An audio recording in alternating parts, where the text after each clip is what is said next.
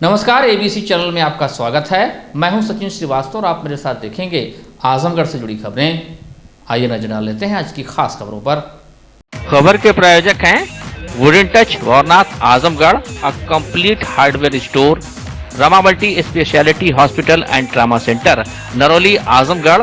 Azamgarh police ने 14 फरवरी को संदिग्ध परिस्थितियों में राघवेश सिंह उर्फ टुनटुन की मौत का खुलासा कर दिया। जिले के एसपी अनुराग आर्य ने घटना का खुलासा करते हुए बताया कि राघवेश सिंह टुनटुन की हत्या नहीं बल्कि उन्होंने प्रेम संबंधों में विफल होने पर आत्महत्या की थी। इस मामले में मृतक के भाई प्रभाकर सिंह उर्फ छोटू ने अपने भाई की हत्या के मामले में उमाकांत यादव, निकी उपाध्याय, दुर्गेश यादव, शक्ति सिंह और 2 अज्ञात के विरुद्ध मुकदमा दर्ज किया गया था। जिले के एसपी अनुराग आर्य ने बताया कि मामले की विवेचना में पुलिस को जो तथ्य मिले उसमें ये बात सामने आई कि मृतक राघवेश का नरौली क्षेत्र की महिला से प्रेम प्रसंग चल रहा था।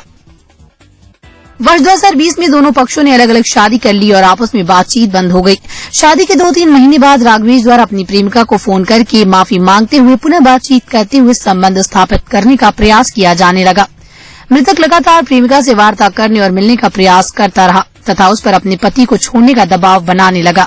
महिला यहाँ पर अध्यापिका है, इस कारण से जब वो अपने ससुराल जाने की बात करती थी तो उस पर काफी गुस्सा हो जाता था। एसपी अनुराग आर्य ने बताया कि मृतक ने जनवरी 2022 में अपनी प्रेमिका की चैटिंग और कॉल रिकॉर्डिंग को उसके पति के फोन पर भेज दिया। इससे महिला के वैवाहिक जीवन में तनाव और दरार आ गई। राघवेश द्वारा उसकी छोटी बहन के माध्यम से बात करने की लगातार कोशिश करता रहा। एसपी अनुराग आर्य ने बताया कि 14 फरवरी को वैलेंटाइन डे होने के कारण उससे मिलने के उद्देश्य से राघवेश कार से लगभग शाम 7 बजे पहुंचकर प्रेमिका की बहन के नंबर पर फोन करके जबरदस्ती दबाव बनाकर महिला से मिलने का प्रयास करने लगा। महिला द्वारा फोन काट देने के कारण राघवेश उसे डराने के उद्देश्य से उसके घर के पास कार खड़ी कर तमंचे से हवाई फायर भी किया। इसकी पुष्टि घटनास्थल निरीक्षण के दौरान सीसीटीवी फुटेज के माध्यम से हुई। महिला के न मानने पर महिला उसके घर से थोड़ी दूर पर गाड़ी ले जाकर गाड़ी खड़ी कर अपने पास मौजूद अवैध तमंचे से अपने सीने पर गोली मारकर आत्महत्या कर ली। इससे ये निष्कर्ष निकलता है कि गोली काफी करीब से मारी गई। वहीं राघवेश की जिद से तंग आकर महिला द्वारा उसके छोटे भाई वादी मुकदमा प्रभाकर सिंह और राजीव सिंह को फोन करके सारी बात बताते हुए मृतक को समझाने के लिए कहा। इस पर वादी मुकदमा प्रभाकर सिंह और राजीव सिंह घटनास्थल पर राघवेश सिंह को ढूंढते हुए पहुंचे तो उनको कार की ड्राइविंग सीट पर मृत अवस्था में पाया और तमंचा भी बरामद हुआ। पुलिस ने साक्ष्य छिपाने के आरोप में राजीव सिंह को गिरफ्तार किया है। थाना सिधारी अंतर्गत परसों रात में लगभग 9:30 बजे पुलिस को सूचना मिली थी कि जिला अस्पताल पे एक व्यक्ति जिसको सीने में गोली लगी है, उनकी डेड बॉडी आई है। इस संबंध में मौके पर सभी अधिकारियों के द्वारा मौका मुआयना किया गया। इस संबंध में एक धारा 302 के अंतर्गत वादी की तहरीर पर मुकदमा पंजीकृत किया गया था। इसके खुलासे के लिए 3 टीमें हम लोगों के द्वारा लगाई गई थी। आज इसका खुलासा हुआ है। इसमें यह पाया गया है, सीसीटीवी फुटेज के आधार पर, मौके से मिली बाइक और गाड़ी के आधार पर और फॉरेंसिक टीम के एनालिसिस के आधार पर हम लोगों ने स्थापित किया है कि ये घटना हत्या की ना होकर आत्महत्या की घटना है। विफल प्रेम प्रसंगों के संबंध में आत्महत्या की गई। पूरा डिटेल्स इस केस के ये है कि जो मृतक है उनका लगभग 2 साल से ऊपर से एक महिला के साथ संबंध था। दोनों लोगों की आपस में बातचीत होती थी, लेकिन दोनों की 2020 में शादी होने के कारण दोनों के संबंधों में आपस में दूरी हो गई। उसके बाद मृतक के द्वारा लगातार ये प्रयास किया जाता रहा कि वो इनसे संपर्क स्थापित कर सके। संपर्क स्थापित भी किया गया, लेकिन क्योंकि जो महिला थी वो विवाहित थी, उन्होंने कहा कि अब दोनों लोग विवाहित हो चुके हैं, इन संबंधों का कोई वास्ता नहीं रह गया है। ये प्रयास लगातार किया जाता रहा। इस साल जनवरी में मृतक के द्वारा जो कुछ फोटोग्राफ्स और वीडियो उसके पास थे वो महिला के पति को भेज दिए गए और ब्लैकमेल करने का प्रयास किया गया, जिसमें महिला द्वारा ऐतराज़ किया गया। 14 तारीख को भी इसी प्रकार की एक घटना हुई, जब शाम के टाइम लगभग 7 बजे ये महिला के आवास के बाहर गए अपनी गाड़ी से और महिला को कॉल किया और मिलने के लिए और बात करने के लिए प्रेशराइज किया। जब महिला के नंबर पे बात नहीं हो पाई तो महिला के बहन के नंबर पे कॉल करके ये वार्ता की गई और सीसीटीवी फुटेज में साफ आया है कि उसके घर के पास में एक अवैध असलाह से गाड़ी से बाहर हाथ निकाल के हवाई फायर किया गया ताकि प्रेशराइज किया जा सके बात करने के लिए। इसके बाद जब ये संभव नहीं हो पाया, सफल नहीं हो पाया, तो गाड़ी वहाँ से थोड़ी दूरी पे लगा के और मृतक के द्वारा आत्महत्या कर ली गई। जो मृतक के भाई हैं, जो वादी मुकदमा है, और उनके दोस्त राजीव सिंह, इन दोनों लोगों के द्वारा मौके पे पहुंचना प्रमाणित है। सीसीटीवी फुटेज हमारे पास उसका है। जिस बाइक से गए हैं वो बाइक भी पुलिस के द्वारा बरामद कर ली गई है और मौके से गाड़ी में खुद चलाते हुए दोनों लोगों के द्वारा हॉस्पिटल गाड़ी को ले जाना और हॉस्पिटल में डेड बॉडी को रखना, ये दोनों चीज़ें प्रमाणित हुई हैं। इसके साथ साथ जो तमंचा आत्महत्या में इस्तेमाल किया गया था, सीने में गोली मारने के लिए जो तमंचा इस्तेमाल किया गया था, वो भी पुलिस के द्वारा राजीव सिंह के पास से बरामद कर लिया गया है। जो तहरीर लिखवाई गई थी उसमें पुरानी जो रंजिश है उनको दर्शाते हुए और नामजद तहरीर लिखवाई गई थी, क्योंकि ये एक झूठी सूचना इनके द्वारा पुलिस को दी गई। उसके साथ साथ साक्ष्य को छिपाया गया और साक्ष्य के साथ छेड़छाड़ करने की कोशिश की गई। इस संबंध में उचित धाराओं को तरमीम पुलिस के द्वारा किया गया है। एक अभियुक्त राजीव सिंह को गिरफ्तार कर लिया गया है, क्योंकि इनके द्वारा जिस तमंचे से आत्महत्या की गई थी उस तमंचे को अपने पास रखा गया और पुलिस से छिपाया गया और उसको ठिकाने लगाने के लिए प्रयासरत थे। तो इस प्रकार से इस पूरी घटना का पटाक्षेप हुआ है। जो लोगों के द्वारा ये कहा गया कि ये हत्या की गई है और FIR इसमें दर्ज कराई गई, ये प्रेम प्रसंगों में, विफल प्रेम प्रसंगों के कारण आत्महत्या करना पुलिस की विवेचना में अब तक आया है। तो सर, जो मृतक का भाई जिसने तहरीर दी थी, मुकदमा दर्ज हुआ था, उनके खिलाफ क्या कार्रवाई होगी? इसमें गलत सूचना देने के संबंध में धाराओं को तरमीम करते हुए, धारा 302 को हटाते हुए सेक्शन 201, 202, 203, 182 इन धाराओं को बढ़ाया गया है और उसी में से एक अभियुक्त को गिरफ्तार किया गया, राजीव सिंह, जो मौके पर गए थे और जो डेड बॉडी हॉस्पिटल लेके आए थे, और दूसरे अभियुक्त की पुलिस के द्वारा तलाश अभी जारी है। क्योंकि भाई के खिलाफ भी कार्रवाई, बिल्कुल, जो झूठी सूचना दी गई है उसके संबंध में बिल्कुल कार्रवाई की जाएगी। राजीव सिंह भाई कौन? ये मृतक के दोस्त हैं। इन्हीं से अपनी का भाई गया होगा जी, इस साथ में भाई गया था, जिस बाइक से गए थे वो पुलिस के द्वारा बरामद की गई है। और इस घटना के खुलासे के लिए SP सिटी साहब, SP ट्रैफिक साहब और SP RA साहब, इन तीनों लोगों को एडिशनल SPs को मेरे द्वारा निर्देशित किया गया था। इनके द्वारा टीम को अच्छी तरीके से लीड करते हुए घटना का खुलासा किया गया और इस पूरे खुलासे के लिए टीम को 15,000 का रिवॉर्ड मेरे द्वारा दिया जा रहा है। सर, इसके भाई को पता कैसे चला होगा कि ऐसी घटना हुई? फ़ोन, उन्होंने राजीव सिंह को फ़ोन किया कि आपका भाई यहाँ पे आया हुआ है, उसने इस तरीके से ये किया है। तब तक ये सिर्फ हवाई फायरिंग हुई थी, तब तक आत्महत्या की घटना नहीं हुई थी। राजीव सिंह से नंबर लिया मृतक के भाई का, ये CDR से भी प्रमाणित हुआ है, और उसके बाद मृतक के भाई के नंबर पे कॉल किया महिला ने, और उसके बाद लगभग 1 घंटे तक लगातार मृतक के भाई के नंबर से और जो महिला है इनके नंबर पे आपस में बातचीत हुई है। इन्होंने बताया है कि इस तरह की ये ज़बरदस्ती मेरे साथ करने की कोशिश कर रहे हैं, ज़बरदस्ती बातचीत करना चाहता है, ज़बरदस्ती मिलना चाहता है और यहाँ से आके इसको ले जाओ। तब ये दोनों लोग मोटरसाइकिल से, जो मोटरसाइकिल मिली है वो भी रजिस्टर्ड है मृतक के नाम से, तब ये दोनों लोग मोटरसाइकिल से आए हैं और पुलिस को मौके से मोटरसाइकिल बरामद हुई है, उसको थाने पे ले जाया गया है। फिर हम लोगों ने वहीं से ट्रेस करते हुए CCTV फुटेज देखा है और फुटेज में सारी घटना प्रमाणित हुई है।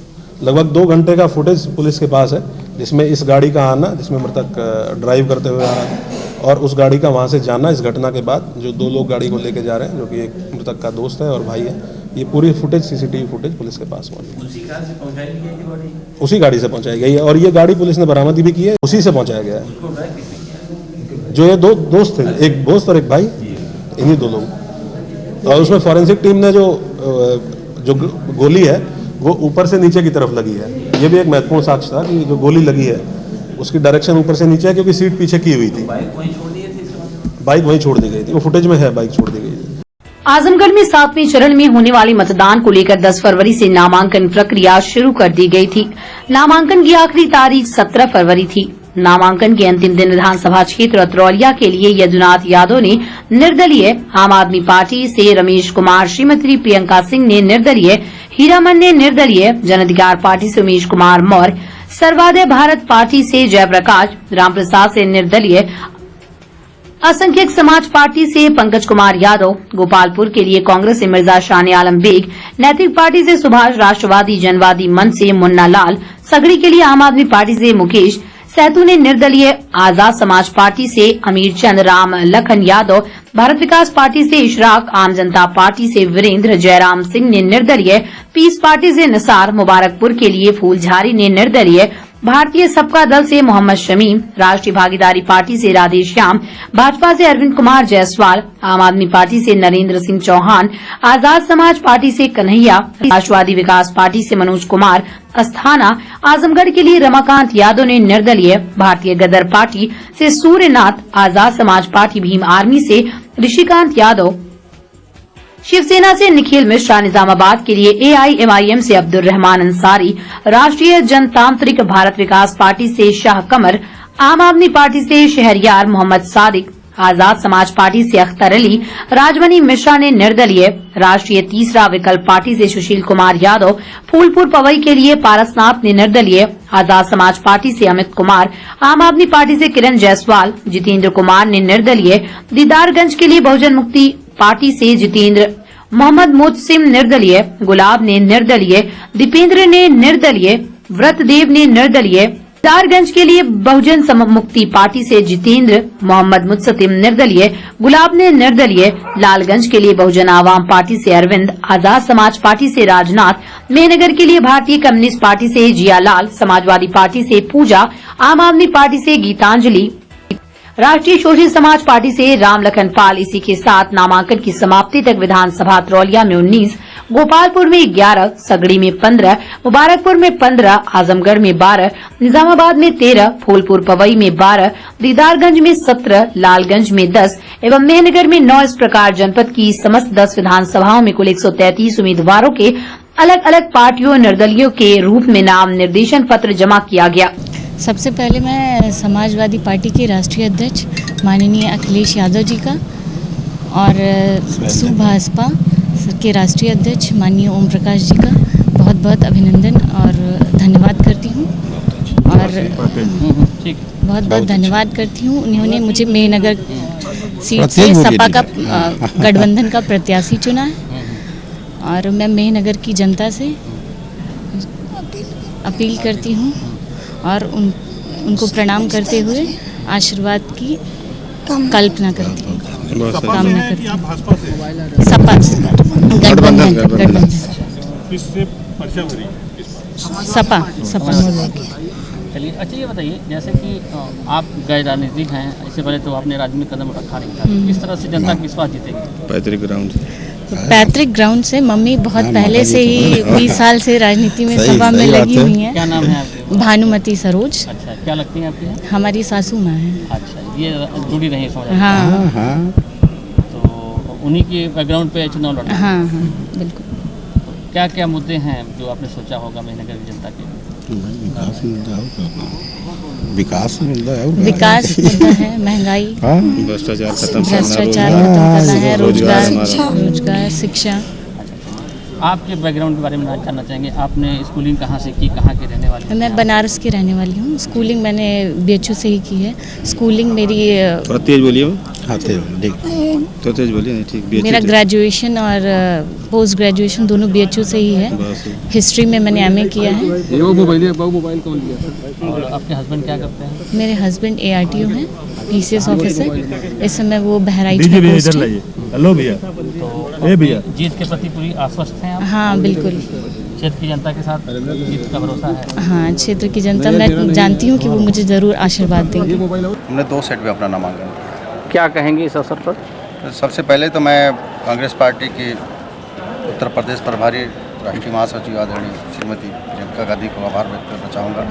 उन्होंने मुझ जैसे नौजवान के ऊपर विश्वास किया और मुझ जैसे नौजवान को टिकट देकर आजमगढ़ ही नहीं पूरे पूर्वांचल के छात्र नेताओं को सम्मान देने का काम किया है, नौजवानों को सम्मान देने का काम किया है। मैं उनके प्रति आभार व्यक्त करता हूँ। आपके क्षेत्र में NRC और ये सब के लेकर काफ़ी मुद्दा हुआ है, कैसे उस तरह का? देखिए, वो हालात बहुत मुश्किल थे हमारे लिए और चूँकि मुझे उस मामले में 25,000 रुपये का इनामिया बनाया गया था और मैं इस वक्त हाई कोर्ट से जमानत पे हूँ। CNRC जैसे कानून के ख़िलाफ़ हमने पहले दिन से आवाज़ उठाई थी और जब तक सांसें चलेंगी तब तक हम इस आवाज़ को उठाते रहेंगे। हम कभी भी अपना कदम पीछे नहीं हटाएंगे। उस वक्त के हालात बहुत ही भयावह थे, लोग खौफ के माहौल में जी रहे थे। आदरणीय श्रीमती प्रियंका गांधी ने हम सबको हौसला दिया, वो खुद मौके पे आई, जिनसे हमको उम्मीदें थी वो तो नहीं आए। उनके लोगों ने सिर्फ राजनीति की सियासत की और अपने जो है विद्वेष की भावना से उन लोगों ने काम किया। लेकिन आदरणीय श्रीमती प्रियंका गांधी जी उस वक्त आके हम लोगों के ज़ख्म पे मरहम लगाने का काम किया, हमें हौसला देने का काम किया था। जिस तरह से देखा जा रहा है कि वहाँ मौजूदा विधायक का बहुत विरोध है, तो उस तरह से किस तरह से देखते हैं आप वहाँ अपना जीत के लिए? देखिए, आम जन, अब तो मैं नामांकन कर चुका हूँ, जनता के बीच में, जनता की अदालत में फैसला होना है। विधायक ने 5 साल में जो किया है वो उसे काटेंगे और जिस तरीके की चीज़ें सामने देखने को मिली, पहली बार उत्तर प्रदेश का शायद इतना कोई बहादुर विधायक होगा जो माँ बहनों को पीटता हुआ देखे और पीट दे के भाग जाए, तो ये बहुत शर्मनाक था। तो ये मुद्दा रहेगा कि जो 5 साल वो फिर से गायब रहे ज़मीन से, बिल्कुल ज़मीन पे कोई काम नहीं हुआ है और जनता इस चीज़ को महसूस कर रही है। हर जगह उनका विरोध हो रहा है और आने 10 तारीख को जब 7 तारीख को जब मतदान होगा और मतदान के बाद जब 10 तारीख को रिजल्ट आएगा तो स्थिति बहुत दूसरी नज़र आएगी। आपकी नज़र में गोपालपुर क्षेत्र की समस्याएं क्या हैं जिसका समाधान करना चाहिए? गोपालपुर के क्षेत्र में समस्याओं का अंबार है, एक दो जख्म नहीं सारा बदल है छल्ली, दर्द बेचारा परेशान है कहाँ से निकले। तो समस्याओं का अंबार है। विकास फिरोज माननीय वसीम साहब ने जितना उनसे हो सका उन्होंने किया था। उनके जाने के बाद विकास का कार्य जो कुछ भी था वो बिल्कुल ठप हो गया है और मेरा प्रयास होगा कि मैं उस क्षेत्र में शिक्षा के लिए बेहतर व्यवस्था कर सकूं। वहाँ पे एक आवासीय महाविद्यालय और आवासीय इंटर कॉलेज की ज़रूरत है जो वहाँ पे नहीं है, वो कर सकूं। देवारे के इलाके में जो है बेहतर फैसिलिटी के साथ जो है मैं कोई हॉस्पिटल बनवा सकूं और उसके साथ साथ माननीय वसीम साहब के पीरियड में जो गोपालपुर के विकास पुरुष थे उनके कार्यकाल में एक तहसील स्वीकृत हुई थी परशुरामपुर, मगर उनके स्वर्गवास के बाद ये कह लीजिए कि जब उनका टिकट कट गया उसके बाद से वो सारी चीज़ें दब गई। मार्टिनगंज तहसील और वो तहसील दोनों संभवतः एक ही साथ स्वीकृत हुई थी और वो चालू हो गई। हमारी परशुरामपुर तहसील अभी तक चालू नहीं हुई। इसमें जनप्रतिनिधि को जनता के बीच में ये भी जवाब देना है। आजमगढ़ में 7वें चरण में होने वाले मतदान को लेकर 10 फरवरी से शुरू हुई नामांकन प्रक्रिया 17 फरवरी को समाप्त हो गई। नामांकन के बाद प्रत्याशियों ने जनसंपर्क अभियान तेज कर दिया है। डोर टू डोर कैंपेन के साथ ही चौपाल के माध्यम से भी मतदाताओं तक अपनी बात पहुंचाई जा रही है। इसी क्रम में आजमगढ़ सदर सीट से भारतीय जनता पार्टी के प्रत्याशी अखिलेश मिश्रा गुड्डू ने गुरुवार के दिन रानी की सराय क्षेत्र के पंधा में जन चौपाल लगाकर मतदाताओं से मोदी और योगी सरकार की नीतियों को बताया। मीडिया से बातचीत करते हुए भाजपा नेता ने कहा कि भारतीय जनता पार्टी केंद्र की मोदी सरकार और प्रदेश की योगी सरकार के कामकाज के बदौलत चुनावी मैदान में है। सदर विधायक दुर्गा प्रसाद यादव ने 40 साल में सदर विधानसभा की दुर्गति कर दी, जिससे लोगों में आक्रोश है और इस बार जनता जवाब देगी। उन्होंने कहा कि पहली बार सदर विधायक पूरे परिवार समेत दर दर घूम रहे हैं। दावा किया कि इस बार भारतीय जनता पार्टी सदर विधानसभा में 1 लाख से अधिक वोट पाएगी और समाजवादी पार्टी 60,000 के अंदर ही सिमट जाएगी। देखिए, योगी जी और मोदी जी की सरकार ने इतना काम किया है कि उसको लेकर जनता के बीच में उनको बताना, और 40 साल में दुर्गा ने जो दुर्गति कर दिया सदर विधानसभा की, और लोगों को आगाह करना कि अगर 9वीं बार वो व्यक्ति हो गया तो उसके परिवार के नाम वरासत हो जाएगी, फिर उसको कोई हटा नहीं पाएगा। और इस बार 5 साल मेहनत करके योगी जी मोदी जी के कामों के आधार पर आजमगढ़ में परिवर्तन की एक लहर चल रही है। ये जनता के बीच जाकर उनको समझाना, उनको बताना, ये मेरा इस समय चौपाल के माध्यम से काम है। कितना समर्थन आपको मिल रहा है इस बार पिछली बार की अपेक्षा? देखिए, दुर्गा यादव जी का समर्थन तो आप ऐसे ही जानिए, कभी वो घर से निकलते नहीं थे। इस बार उनके दोनों बेटे और 70 साल की उम्र में नारी पड़ोहा क्रॉस कर रहे हैं, लोगों को बता रहे हैं कि एक व्यक्ति आ गया है, अब वो डर लग रही है कि हम इस बार हार जाएंगे। अभी बता रहे हैं बहुत कड़ी लड़ाई है लेकिन हम बता रहे हैं कि हम लाख के पार जा रहे हैं और उनका वोट का आंकड़ा 60 के नीचे जा रहा है। इस बार संकल्प भी ले चुके हैं, लोगों को मिली क्या रिस्पांस? देखिए, बहुत ज्यादा रिस्पांस है। महिलाएं पुरुष से ज्यादा, महिलाएं जो है वो पुरुष से ज्यादा स्वाभिमानी होती हैं। वो स्पष्ट कह रही हैं कि हम जोगी मोदी ने ही हमको दिया है और जोगी मोदी का मैंने नमक खा लिया है, अब तो हम जोगी मोदी को ही वोट देंगे, ये काम किया है। अखिल भारतीय अग्रवाल युवा सम्मेलन के प्रदेश अध्यक्ष उत्तम बंसल के जनपद आगमन पर स्वागत समारोह का आयोजन किया गया। समारोह को संबोधित करते हुए उत्तम बंसल ने कहा कि देश की आर्थिक उन्नति में हमारे समाज की महत्वपूर्ण भूमिका रही है। आपसी समन्वय से हम समाज को राष्ट्र की मुख्य धारा से जोड़ने के साथ राजनीतिक भागीदारी को भी मजबूत कर सकते हैं। उन्होंने कहा कि देश को आर्थिक रूप से मजबूत करने में 25% से ऊपर की भागीदारी समाज की है। अब समय की मांग है कि हम एकजुट होकर राजनीतिक भागीदारी की मांग करें। इसके साथ ही साथ ये जरूरी है कि हम एक ऐसी सरकार का चयन करें जो व्यापारियों के हित में काम कर सके, उस सरकार का व्यापारियों को संरक्षण प्राप्त हो सके। व्यापारी हित से जुड़ी सरकार के गठन के लिए हम सभी को एकजुट होकर कार्य करना होगा। मुख्य विषय हमारा अपने समाज को मजबूत करना है।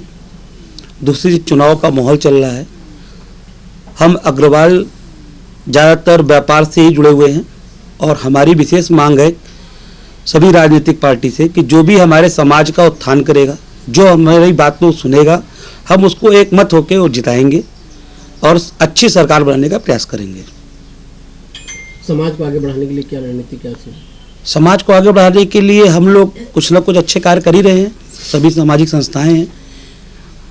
अग्रवाल समाज शुरू से ही 60% से ज़्यादा भागीदारी रखता है हर चीज़ में।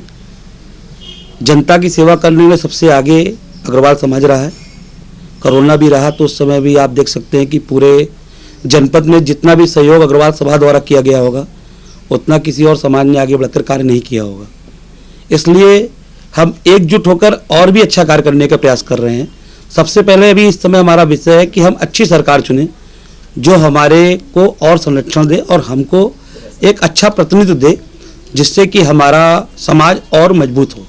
युवा संगठन के लिए क्या करना चाहिए? युवा संगठन अपने कार्य को अच्छे ढंग से कर रहा है और युवाओं के हाथ में पूरा देश है। हमारे प्रधानमंत्री नरेंद्र मोदी जी भी कहते हैं कि युवाओं का देश है और युवाओं को सशक्त होकर आगे आना पड़ेगा और अपनी जिम्मेदारियों को पूरी तरीके से निभाना पड़ेगा। बहुजन समाज पार्टी द्वारा निजामाबाद विधानसभा में चुनाव कार्यालय का शुभारंभ किया गया। इस दौरान काफी संख्या में बहुजन समाज पार्टी के समर्थक मौजूद रहे। कार्यक्रम के मुख्य अतिथि बहुजन समाज पार्टी के पूर्व एमएलसी डॉक्टर विजय प्रताप जी रहे। कार्यक्रम का शुभारंभ बसपा कार्यकर्ताओं द्वारा डॉक्टर विजय प्रताप, हरीश चंद्र गौतम, ओमकार शास्त्री, विनोद चौहान और अरविंद कुमार को माल्यार्पण कर किया गया। इस दौरान डॉक्टर विजय प्रताप ने बताया कि निजामाबाद विधानसभा से उनके प्रत्याशी डॉक्टर पीयूष कुमार सिंह यादव के चुनाव की गतिविधियों पर संचालन के लिए चुनाव कार्यालय का उद्घाटन किया गया, जिससे पार्टी से जुड़े लोग और घोषित प्रत्याशी द्वारा किसी भी समय मुलाकात कर चुनावी चर्चाओं पर विचार विमर्श किया जा सके। वहीं इस मौके पर डॉक्टर पीयूष कुमार द्वारा बताया गया कि निजामाबाद विधानसभा की स्थिति बहुत ही खराब है, क्योंकि न तो यहाँ अच्छी सड़कें हैं और न ही क्षेत्रवासियों के लिए कोई व्यवस्था। ऐसे में यदि वो चुनाव जीते तो निजामाबाद विधानसभा के लिए बेहतर से बेहतर प्रयास कर यहाँ की स्थितियों को दुरुस्त करने का काम करेंगे। डॉक्टर पीयूष कुमार द्वारा ये दावा किया गया कि 2022 के विधानसभा चुनाव में बहुजन समाज पार्टी सभी सीटों पर चुनाव जीतकर प्रदेश में बसपा की सरकार बनाएगी। सबसे पहले आप सभी का बहुत बहुत स्वागत। आज हमारी 348 निजामाबाद विधानसभा का केंद्रीय कार्यालय का उद्घाटन हो रहा है। आप सबको विदित है कि यहाँ से हमारे बहुजन समाज पार्टी के प्रत्याशी के रूप में जिनको माननीय बहन जी का आशीर्वाद मिला हुआ है डॉक्टर पीयूष सिंह यादव जी हैं, जिन्होंने अपना नामांकन फाइल कर दिया है और अब हमारे बहुजन समाज पार्टी को उम्मीदवार हैं। Bahujan Samaj party grass root level तक हमारा संगठन होता है। लगातार हम लोग 5 वर्ष बहुजन समाज पार्टी के संगठन को बनाने का काम करते हैं, सर्व समाज को जोड़ने का काम करते हैं। हम लोग पूरी तरह से तैयार हैं। लास्ट फेज में चुनाव होना है और जिस तरह से पश्चिम से हवा चल रही बहुजन समाज पार्टी के पक्ष में मुझे पूरा भरोसा है कि आजमगढ़ जनपद ने हमेशा बहुजन समाज पार्टी के पक्ष में अपना समर्थन देने का काम किया है। बहुजन समाज पार्टी यहाँ बहुत मजबूत है, हर मौके पर परिणाम देने का काम किया है। मुझे पूरा भरोसा है कि आने वाली 2022 में हम सब एक एक सीट जीत करके बहन कुमारी मायावती जी को 5वीं बार प्रदेश का मुख्यमंत्री बनाने का काम करेंगे। निजामाबाद अब की बार सिर्फ विकास के मुद्दे पर चुनाव लड़ने वाला है। यह विकास जो निजामाबाद तक कभी भी नहीं पहुंचा। आप कहीं से भी प्रवेश करिए, जब आप निजामाबाद विधानसभा में प्रवेश करेंगे तो आपको पता चल जाएगा कि यह निजामाबाद विधानसभा है। यह एक ऐसी विधानसभा है जहां पे युवाओं के पास खेलने के लिए कोई ग्राउंड नहीं है, जहां हमारी बेटियों के लिए शिक्षा का कोई भी डिग्री कॉलेज नहीं है। ये ऐसा विधानसभा है जहां पे कोई भी टेक्निकल इंस्टीट्यूट नहीं है सरकारी। ये ऐसी विधानसभा है जहां पे हमारे 5 लाख से ऊपर की आबादी, करीब 5.5 लाख की आबादी है यहाँ की, और इस आबादी के पास एक अच्छा हॉस्पिटल नहीं है, विकास ही नहीं है। तो अब की बार निजामाबाद सिर्फ विकास के मुद्दे पे चुनाव लड़ने वाला है। क्या प्राथमिकताएं रहेंगी इस बार अगर आप बनते हैं और बसपा की सरकार अगर बनती है तो क्या प्राथमिकता क्या रहेगी इस क्षेत्र, विधानसभा क्षेत्र की? देखिए,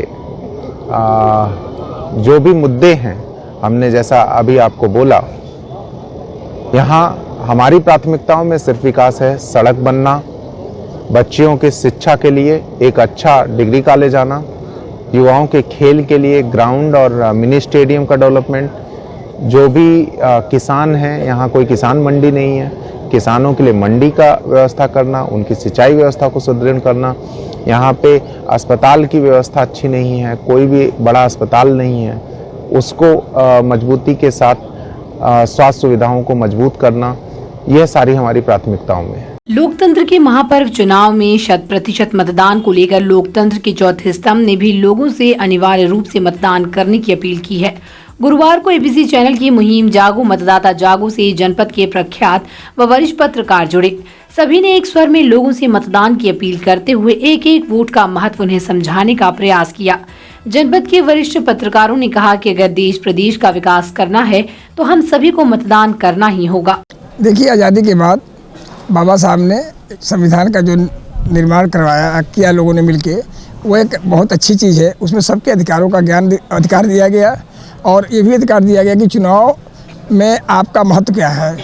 उसमें उन्होंने ये बताया कि एक वोट अगर आप देंगे, जागरूक होकर लोगों को जागरूक करें और एक वोट देंगे तो आप जो है उससे देश के आपके भविष्य तय होंगे। अगर इस तरह से आदमी सोचेगा नकारात्मक कि मैं क्या करने दूँ, मैं क्या करने दूँ, मैं क्यों जाऊँ, मेरे से क्या होगा, लेकिन ऐसा नहीं होना चाहिए। एक वोट का महत्व निश्चित रूप से इस देश में प्रदेश के लिए हमारा बहुत बड़ा योगदान है और हमें यही अधिकार मिला हुआ भी है। अच्छा, कैसे प्रतिनिधि होने चाहिए, कैसे लोग होने चाहिए? अच्छे लोग होने चाहिए जो समाज के प्रति समर्पित हो, राष्ट्र के प्रति समर्पित हो, देश के प्रति समर्पित हो, है ऐसे लोगों को होना चाहिए और निश्चित रूप से ईमानदार होना चाहिए। अच्छा, 100% वोटिंग क्यों नहीं हो पाती, क्या कारण है? कारण यह है कि कुछ लोग जैसे अपने मनपसंद जब उम्मीदवार, यही ना गिरावट है इस देश में कि लोग अपनी बिरादरी और जात को देख कर लोग देते हैं वोट। कभी कभार ऐसा भी होता है कि प्रतिनिधि अच्छा नहीं होता है तो लोग वोट नहीं देते हैं, इसीलिए इसका प्रतिशत ज़्यादा गिर रहा है। तो क्या अपील करना चाहेंगे जो लोग वोट देने नहीं जाते? मैं चाहूँगा कि सब लोग अपना अपने अपने पसंद, जो भी जिस तरह का भी पसंद हो उनका, वो वोट निश्चित रूप से दें, घर ना बैठें। वोट जाके अगर देंगे तभी देश का और विकास होगा और क्षेत्र का विकास होगा, लोगों के प्रति आपकी भावनाएं भी अच्छी बनेगी। क्योंकि आप अगर नहीं देंगे तो ये सोचा जाएगा कि यार ये आदमी तो बड़ा समाज के प्रति नकारात्मक सोच रखता है। हमें सकारात्मक सोच रखना चाहिए। का महत्व बहुत है। कभी कभी एक वोट से ही सरकार बनती है और बिगड़ती है, इसके कई उदाहरण हैं। और मतदाताओं को जागरूक होकर के अपना वोट देना चाहिए, इस नाते कि हम शिकायत करते हैं कि सरकारें हमारी सुनती नहीं हैं और हम अपनी मनपसंद सरकार चुनते भी नहीं हैं, वोट देने नहीं जाते हैं। तो जब हम अपनी मनपसंद की सरकार चुनेंगे, अपने सरकार वोट देंगे, तभी हमारी मनपसंद की सरकार बनेगी, तभी उसकी वैधानिकता है। तो इस नाते वोट हमेशा देना ही चाहिए। जनप्रतिनिधि कैसा होना चाहिए? जनप्रतिनिधि बढ़िया होना चाहिए, स्वच्छ ईमानदार छवि का होना चाहिए, काम करने वाला होना चाहिए। जो लोग मतदान नहीं करेंगे उनसे क्या अपील करना चाहेंगे आप? उनसे हम यही अपील करें कि मतदान जरूर करें। मतदान करेंगे तभी उनकी समस्याओं का हल होगा। मतदान प्रतिशत कम होने का कारण क्या रहा? लोगों में जागरूकता की कमी थी, सबसे बड़ी कमी यही है। लोग वोट देने नहीं जाते हैं और कहते हैं वोट देने से होता क्या है, इसमें क्या करना चाहेंगे जनता से? मतदान करना सभी का अधिकार है और राजनीति हमारे देश और दिशा बदलती है, इसलिए मतदान में बढ़ चढ़कर हिस्सेदारी लेनी चाहिए। एक वोट का महत्व क्या होता है? एक वोट से संसद में वाजपेयी की सरकार गिर गई थी, सबसे बड़ा महत्व है। अच्छी सरकार का गठन होता है, एक एक वोट से ही लोकतंत्र मजबूत होता है। जो लोग मतदान करने नहीं जाते हैं उनसे क्या अपील करना चाहेंगे? हम यही अपील करेंगे कि देश और प्रदेश के विकास के लिए, एक अच्छी सरकार के चयन के लिए मतदान जरूरी है, मतदान जरूर करें। जिलाधिकारी के निर्देश पर आगामी विधानसभा सामान्य निर्वाचन 2022 में जनपद में मतदान प्रतिशत को बढ़ाने के लिए मतदाता जागरूकता अभियान चलाया जा रहा है। जिलाधिकारी के निर्देश पर जनपद के समस्त निजी, माध्यमिक एवं प्राथमिक विद्यालयों के छात्राओं एवं अध्यापकों द्वारा गांव-गांव जाकर महिला मतदाताओं एवं जनता को मतदान एवं मत प्रतिशत बढ़ाने के लिए जागरूक किया जा रहा है। जिलाधिकारी महोदय के निर्देश के क्रम में मतदाता जागरूकता हेतु गुरुवार को एसएन चिल्ड्रेन स्कूल द्वारा बूथ पकड़ी कला मेहनगर में विजिट कर वोट मेहंदी कार्यक्रम के तहत 30 महिलाओं को सम्मिलित किया गया तथा 40 निमंत्रण पत्र दिए गए। साथ ही एसएन चिल्ड्रेन स्कूल द्वारा बूथ मऊ परासिन मेहनगर पर विजिट कर वोट मेहंदी कार्यक्रम में 33 महिलाओं को सम्मिलित करते हुए 43 निमंत्रण पत्र वितरण किया गया। Little Angel Public School Suhauli Azamgarh द्वारा प्राथमिक विद्यालय बूंदा दीदारगंज बूथ के अंतर्गत पर चुनाव की मेहंदी कार्यक्रम में 53 महिलाओं को सम्मिलित करते हुए 107 निमंत्रण पत्र वितरित किया गया। Central public school Jafarpur Azamgarh सदर के अंतर्गत प्राथमिक विद्यालय अरिया बूथ पर सेंट जेवियर्स स्कूल समेदा आजमगढ़ द्वारा प्राथमिक विद्यालय गोसाईपुर में जाकर मेहंदी प्रतियोगिता एवं महिलाओं के हाथों पर मेहंदी लगाकर मतदान हेतु जागरूक किया गया। जैश पब्लिक स्कूल अनजान शहीद आजमगढ़ सगड़ी की बूथ संख्या 31 प्राथमिक विद्यालय बातन हरैया में चुनाव की मेहंदी तथा मतदाता जागरूकता अभियान कार्यक्रम किया गया। बाबा विश्वनाथ इंटर कॉलेज पटवद कौतुक आजमगढ़ गोपालपुर के बूथ संख्या 31 प्राथमिक विद्यालय भटौली महाराजगंज के अंतर्गत महिलाओं को मेहंदी लगाकर मतदान हेतु जागरूक किया गया। इसी के साथ ही जनपद के विभिन्न विद्यालयों द्वारा संबंधित ब्लॉकों के अंतर्गत बूथों पर जाकर स्लोगन के माध्यम से एवं महिलाओं के हाथों में मेहंदी लगाकर मतदाताओं को जागरूक किया गया। विकासखंड जहानागंज में प्रेरणा महिला ग्राम संगठन द्वारा ग्राम पंचायत हथौटा में महिलाओं की मेहंदी लगाकर मतदान हेतु जागरूक किया गया। Wooden Touch Bhawarnath Azamgarh a complete hardware store. हमारे यहाँ branded plywood, flush door, designer door, PVC door, Formica, fancy hardware, kitchen की चिमनी एवं मॉड्यूलर किचन की एक्सक्लूसिव रेंज उपलब्ध। अपने आशियाने में लगाइए 4 चांद, पहुंचिए Wooden Touch Bhawarnath Azamgarh. Rama hospital Narauli Azamgarh में doctor Amit Singh, doctor Khushboo Singh, doctor Pankaj Sharma, doctor Ajit Kumar, doctor Amit Kumar Singh, doctor Brajesh Kumar Chauhan, doctor Dheeraj Singh, doctor अंकुर यादव और डॉक्टर एस.के. चौधरी दे रहे हैं अपनी सेवाएं। सभी प्रकार की ऑपरेशन की सुविधा, आईसीयू, आईसीसीयू, 24 घंटे इमरजेंसी, वेंटिलेटर युक्त ambulance, blood bank, digital x-ray, cath lab एवं डायलिसिस की सुविधा उपलब्ध। Rama multi speciality hospital and trauma centre Narauli Azamgarh.